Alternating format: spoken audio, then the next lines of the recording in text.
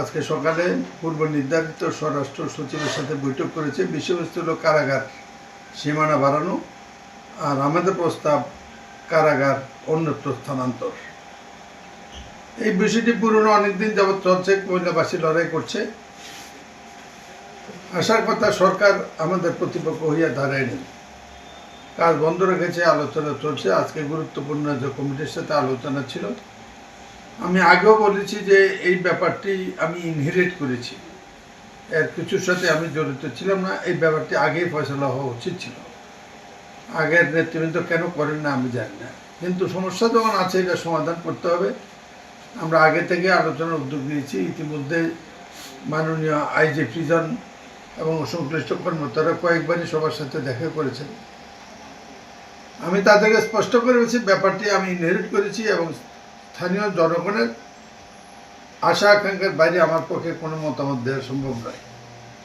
এই ব্যাপার নিয়ে তখনই আমি মাননীয় স্বরাষ্ট্রমন্ত্রীর কাছে একটি ডিউ লেটার দিয়েছিলাম। সেখানে ব্যাপারটির প্রসঙ্গ উল্লেখ করেছি। তিনি বলেছেন এই ব্যাপারে তিনি একটি ব্যবস্থা গ্রহণ করবেন। আজকে স্বরাষ্ট্রমন্ত্রীর সাথে আমাদের ডেলিগেশন মিটিং হওয়ার পরে আমি প্রস্তাব করেছি, তাইলে আপনারা ব্যাপারটা নিয়ে অগ্রগতি মাননীয় স্বরাষ্ট্রমন্ত্রীর সাথে কথা বলে যান। টাইম পাওয়া গেছে, 4টায় দেখা হওয়ার কথা ছিল, আমার আরও কাজ ছিল, সেরে এসেছি। ইট ওয়াজ এ হ্যাপি মিটিং। স্বরাষ্ট্রমন্ত্রী মহোদয় যা বলেছেন এটা অত্যাধিক আশাব্যঞ্জক। স্বরাষ্ট্রমন্ত্রী অথবা সরকার চিন্তা করছে কি করে আমাদের আকাঙ্ক্ষা পূরণে জেলখানা এখান থেকে স্থানান্তর করতে পারে।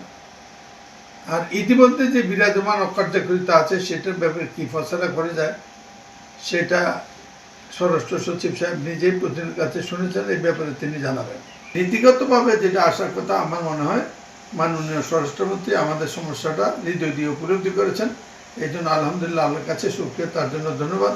আগামী কিছুদিনের মধ্যে এই কুমিল্লা বিমানবন্দর থেকে স্টল সার্ভিস শুরু করার ব্যাপারে ইনশাল্লাহ কার্যক্রম বিমান মন্ত্রণালয় শুরু করবে বলে বলেছে। তারা কুমিল্লা যেয়ে কথা বলবে।